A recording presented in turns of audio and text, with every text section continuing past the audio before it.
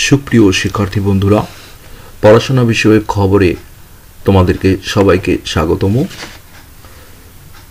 Corona ক্রান্তিকালে সবচেয়ে বেশি ক্ষতিগ্রস্ত খাত হলো শিক্ষা খাত। আর এই শিক্ষা খাতের মধ্যে অন্যতম ক্ষতিগ্রস্ত ব্যাচ হলো 2020 সালের এইচএসসিতে অটো পাস করা শিক্ষার্থীরা। তাদের পরীক্ষা নিয়ম অনুযায়ী হবে কি হবে না এটি নিয়ে দীর্ঘদিন একটা আলোচনা সমালোচনা থাকার পর অবশেষে সিদ্ধান্ত হয়েছিল পরীক্ষা নয়, অটো পাস দিয়েই 2020 সালের শিক্ষার্থীদের এইচএসসি পাস সার্টিফিকেট দেয়া হবে। এমন অবস্থায়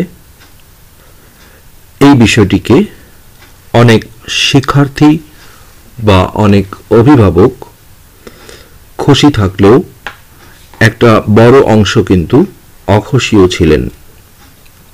কিন্তু করোনা ক্রান্তিকালীন সময়ে সরকারেরও এছাড়া আর কোনো কিছুই করার ছিল না।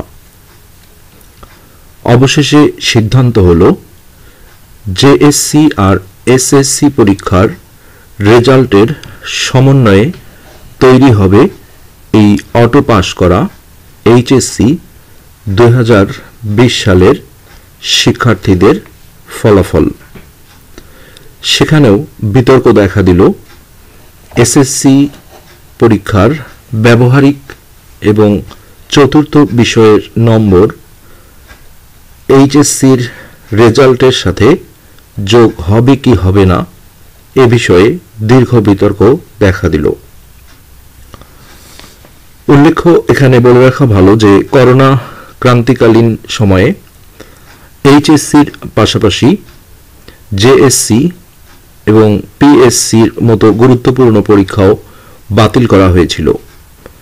তাছাড়া প্রতিটি বিদ্যালয়ে নিজ নিজ অর্ধবার্ষিক পরীক্ষা কিংবা বার্ষিক পরীক্ষা কোনো পরীক্ষাই সরকার নিতে পারেনি। ফলাফল দেওয়ার কথা ছিল ডিসেম্বরের শেষ সপ্তাহেই, কিন্তু ফলাফল তৈরি বিষয়ক জটিলতা, শিক্ষামন্ত্রীর সম্প্রতি করোনায় আক্রান্ত হওয়া, এইসব ছিল সময় মতো ফলাফল না দেওয়ার একটা অন্যতম কারণ। তাছাড়া বর্তমানে অন্যতম যে জরুরি সমস্যাটা দেখা দিয়েছে সেটি হলো আইনি কিছু জটিলতা। শিক্ষা আইনে যে বিষয়টি ছিল সেটি ছিল বোর্ড পরীক্ষার মাধ্যমে পরীক্ষায় পাশ করে সার্টিফিকেট অর্জন করা। এমত অবস্থায় অটো পাস করে এই শিক্ষার্থীরা পরবর্তী চাকরি জীবনে যে কোনো আইনগত জটিলতার সম্মুখীন হতে পারে। এই বিষয়টি উপলব্ধি করে সরকার আইনতই বিষয়টিকে গ্রহণযোগ্য করে তোলার জন্য সম্প্রতি চিন্তাভাবনা করেছেন সরকারি অধ্যাদেশ জারির মাধ্যমে এই বিষয়টি ফয়সালা করা। জরুরি আইন করতে গেলে সংসদ অধিবেশনের দরকার হয়। যেহেতু এই মুহূর্তে সংসদ অধিবেশন নেই, তাই রাষ্ট্রপতির অধ্যাদেশ জারির মাধ্যমেই প্রক্রিয়াটি সম্পন্ন করতে বাধ্য হচ্ছে শিক্ষা মন্ত্রণালয়। এই সব বিষয় নিয়ে আগামীকাল শিক্ষামন্ত্রী ডক্টর দীপু মনি সংবাদ সম্মেলনে আসছেন। ধারণা করা হচ্ছে মন্ত্রী যথাসময়ে রেজাল্ট না দিতে পারার কারণ ব্যাখ্যা করবেন, সেই সাথে ফলাফল প্রকাশের নতুন তারিখ ঘোষণা করবেন বলেও সকলেই আশা করছেন। ইতিমধ্যে জানা গেছে জানুয়ারির শেষ সপ্তাহেই রেজাল্ট এইচএসসি পরীক্ষার রেজাল্ট ঘোষণা করা হবে। তো সবকিছু মিলে দেশবাসী প্রত্যাশা করছেন যে আগামীকালের এই সংবাদ সম্মেলনে মাননীয় শিক্ষামন্ত্রী বর্তমানে করোনা ক্রান্তিকালীন দেশের যে সব শিক্ষা প্রতিষ্ঠানগুলো বন্ধ রয়েছে এই সব বিষয়েও গুরুত্বপূর্ণ কোনো দিক নির্দেশনা দেবেন। প্রতিটি শিক্ষা প্রতিষ্ঠানের বিশেষ করে প্রাথমিক এবং মাধ্যমিক স্তরে নভেম্বর থেকে ডিসেম্বর মাসের এই সময়টা ভর্তি প্রক্রিয়া চলে থাকে। তো এবার ইতিমধ্যেই সরকারি বা বেসরকারি বিদ্যালয়গুলোতে লটারির মাধ্যমে ভর্তি প্রক্রিয়া সম্পন্ন হয়েছে। এছাড়াও বিশ্ববিদ্যালয় বা অন্যান্য একাডেমিক পড়াশোনাগুলোতে বিশাল একটা ফারাক সৃষ্টি হয়েছে করোনাকালীন দীর্ঘদিন শিক্ষা প্রতিষ্ঠানগুলো বন্ধ থাকার কারণে। সবকিছু মিলে আজকের জাতীয় অনেক পত্রিকাতেও এসেছে শিক্ষা কার্যক্রম লণ্ডভণ্ড অবস্থা।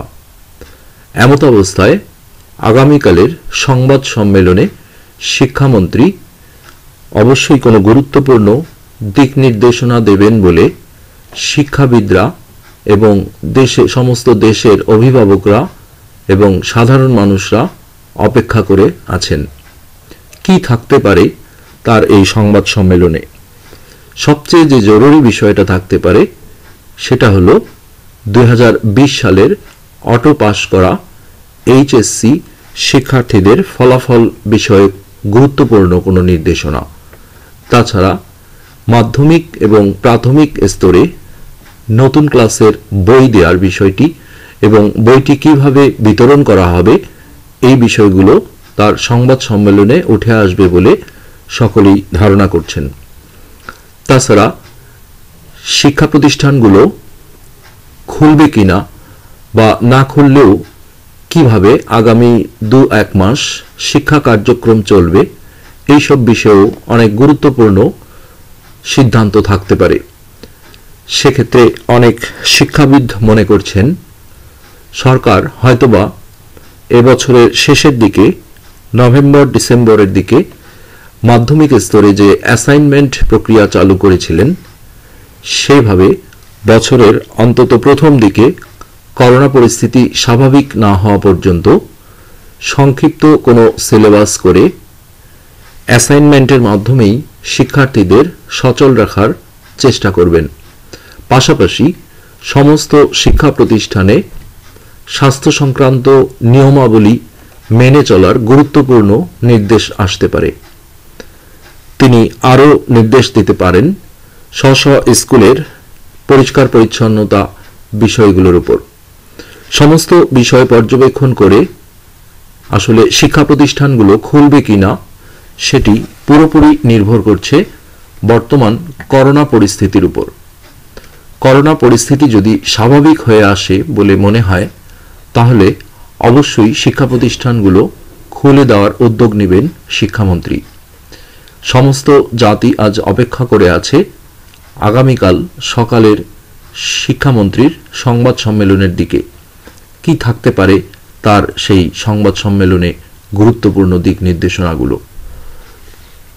আশা করছি তিনি পজিটিভ কোনো পদক্ষেপ নেবেন যেটা আসলে সাধারণ মানুষের শিক্ষার্থীদের কারোই সমস্যা হবে না, আবার সব কিছুতেই করোনা যেন ইফেক্টিভ না হয়, সব কিছু মিলিয়ে একটা গুরুত্বপূর্ণ সিদ্ধান্ত আসবে বলে আমরা মনে করি। তো আজকে এ পর্যন্তই, ধন্যবাদ।